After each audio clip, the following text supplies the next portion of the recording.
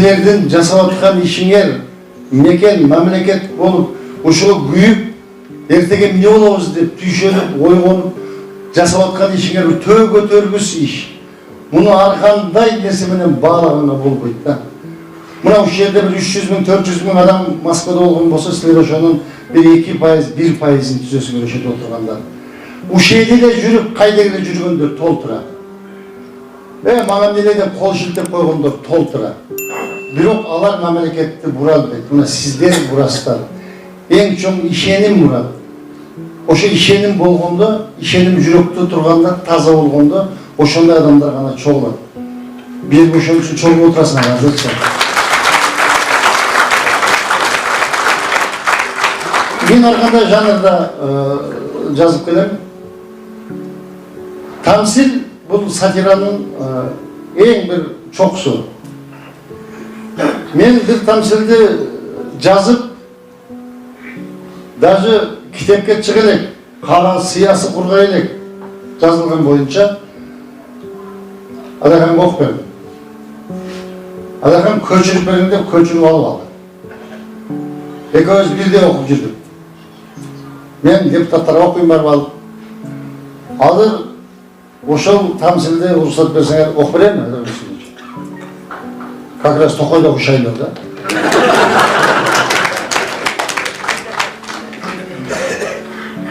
Söz erkinligi деген элде Токойго да жетиптер.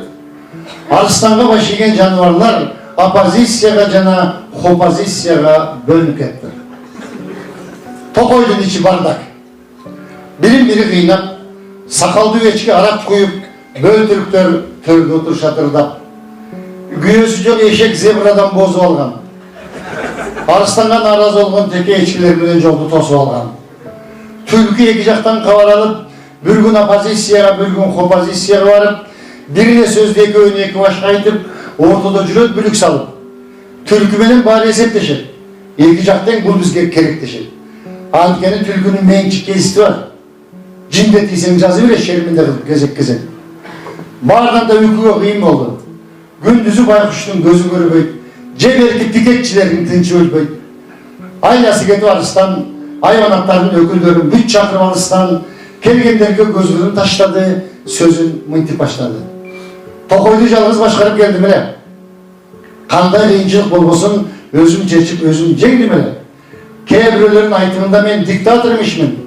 Жанагы жагатынбаган сагызганды саясий мотив менен ап келбеймин. Сагызган өлгөн баарыңар жакшы билесиңер. Сагызган суктугунан өлгөн деп айтып эле жүрөсүңөр. Бүгүндөн баштап ушундай ошол сөздөргө точка коелу, парламенттик шайлоо өткөрүлдү дагы, демократиялуу өлкө бололу. Ошентип шайлоо болчу башталды. Талапкерлер арыздарын берип катталды. Айбанда болсо жек жааттарды издешип шайлоонун шайтан ойуну башталды. Дастантондор жайылып, арак-шарак сууда агылып, үгүт иштери жүрүп жатты, музыкалар жаңырып, бүтпөгөн көпүрөлөр бүтүп көчөлөргө жарык тартылды. Өмүрү суу келбеген арыктар өзгө чыкма менен казылды. Жардамга чакырышып алыс жакынды, жолдорго шагал төшөлдү, асфальт да басылды. Талапкерлердин баары бири-биринен жакшы. Өмүрүндө бирөөнү сиздебеген карышкыр, эгерде мени шайласаңыздар сиздер үчүн өлүп берем деп жатты. Шайлоочулардын баары акчалуу талапкерге ыктады. Аскада жашап алысты көргөн бүркүттүн сөзүн эч ким укпады. Таң калып талапкерлерден мыкты шайлоонун жыйынтыгына чыкты. Карышкыр чычкан каш кулак атаандаштарын биринчи турдан эле утты. Депутат деген кып-кызыл мандаттарын алышты. Чайпалып басып чалкалап парламентке барышты. Эң кызыгы алар менен бир аз жүдөп, галстук тагып алып эшек да жүрдү. Шайлоого чейин эшек эч ким билчү эмес. Конокко чакырса үйүнө бирөө кирчү эмес. Эми болсо мынтип көзүнө көзөйнөк тартып, парламентте отуруп Арыстанга акыл айтты. Көрсө эшек наркотик ташып жүргөн экен. Акча тапса эле депутат болорун билген экен. Тамсилден жыйынтык чыгарып, эшекти чылдыңдап күлбөгүлө, акча тапкан эле кишини туугандар акылдуу деп билбегиле. Рахмат.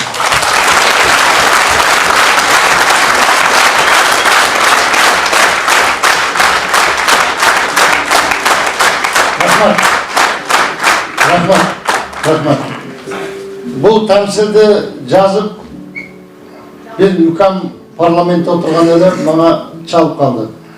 Aka, yaman жақсы жарысыз, bir nese қалып да деді.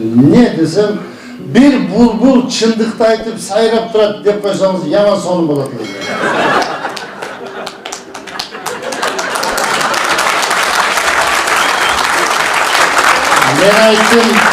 Men aytdim, ülke o yerde bulbul yok, o yerde papagaydan başka hiç yok da böyle. Evet. Adamın kısmı olsun. Ben söyleyeyim mi? Değil mi lan? Onda siz uçuraşıp koydunuz. Kedi ölmesi kalkan.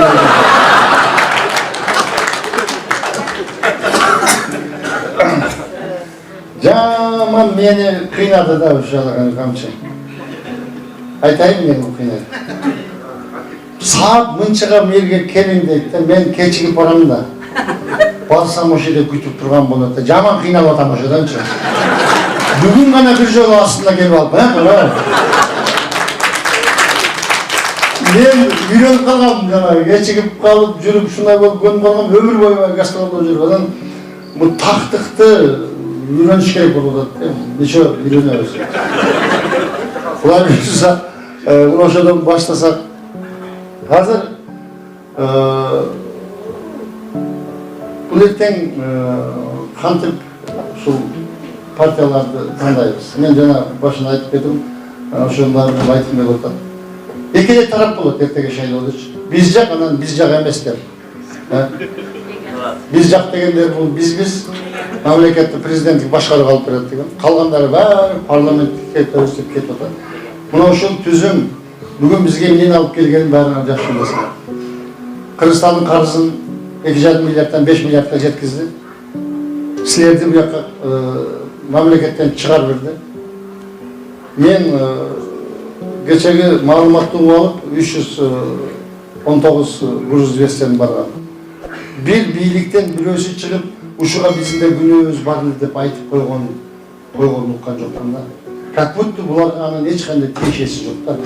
Biz özümüzче bir yakta gelip alıp жүрөткенбизде алар окумуш иштеп аткан экен да. Ушундай bir жүрөктөрдө турган bir жыйынтыктар менен келип атабыз. Буну баарын токтотуш керек. Буну токтотуу bir гана ошол биздин партиянын программасында турат, ал көп нерседен турбайт. Муну ушуга барайлык деп аракет кылып атабыз. Бардыгыңыздар дагы бир жолу телефон менен үйгө чалып, мүмкүн болушунча жетпегендерге жеткизгенге аракет кылып, биз дагы ага чейин ушул иштерди жасаганга аракет кылып атабыз.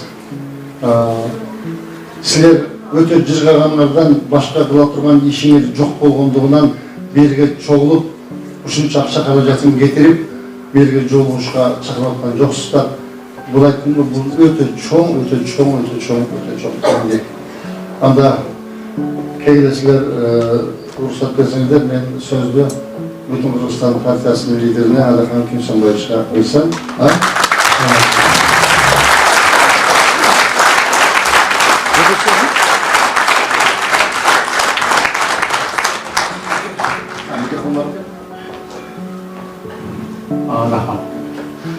Rahmat, assalamu alaikum, hormatly kendiler.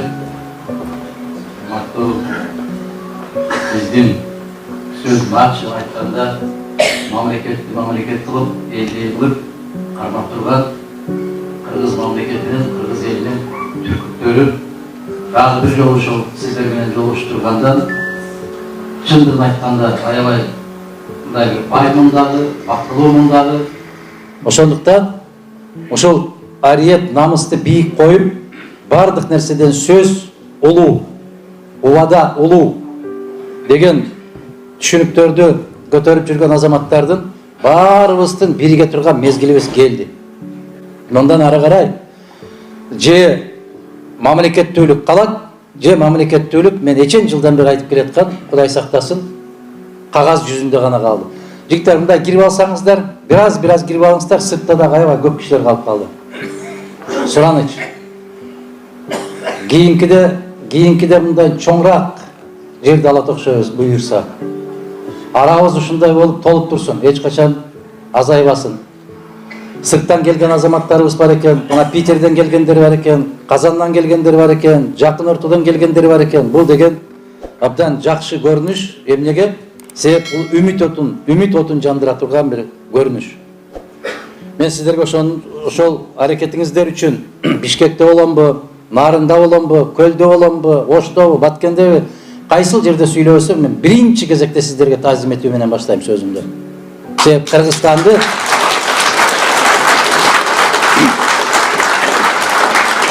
Кыргызстанды өзгөртө турган күч, Кыргызстанды алга сүрөй турган күч, эч кандай бир убактылуу нерселерге, кызыкчылыктарга берилбеген күч, тилекке каршы мына сыртта жүрөбүз. Тилекке каршы сыртта жүрөбүз. Мына сиздер сыртка жүргөндүн кесепетинен кээ бир жерлерде чыр чатактарды чыгарып аткандар дагы бул жөн эле мындай бир жерден чыгып аткан жери жок. Бул жерде чоң геостратегиялык чоң саясат жүрүп атат. Тилекке каршы ошол саясатты ойноп аткандар биздеки бийликте отурган бираз мен айтып коет элем башта Кемчонтой деп. Азыр Кемчонтойдон да өтүп кетишти. Биринин сөзүн бири түшүнбөстүгүнө мен айтышымдын кереги жок болуп калды. Рахман агайдын сахнадан айтышынын кереги жок болуп калды. Турмуш өзү далилдеп, өзү көрсөтүп, баарын кимдин ким экенин күзгү катары көрсөтүп койду.